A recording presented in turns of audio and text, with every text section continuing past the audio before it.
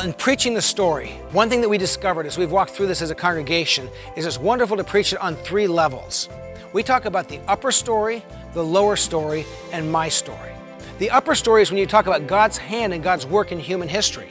We actually built a little step-up plateau on our stage, a little stage area above, so whenever I talk about God's work in history and how God's moving above, I step onto that part of the stage as I preach. The lower story looks at the historical context, what was happening right then in biblical times. And I preach that part from the main stage of the congregation. And then we built a little platform that goes out into the congregation a little bit, and we call that my story. And there we talk about life application. That's when we talk about what James says, don't just be a hearer of the word, deceiving yourself, do what it says. And when we talk about life application, we refer to it as my story, and I walk close to the congregation. 3 different levels to preach on. Upper story, what God's doing. Lower story, the historical context. And my story, life application.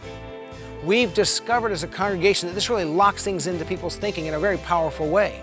I've actually had people say to me, hey, when the story's done, are you going to keep talking about upper story, lower story, my story? They ask that because they're learning a biblical hermeneutic, a way to interpret the Bible that involves how God's at work in human history, and how God's at work in our lives. It's a powerful tool.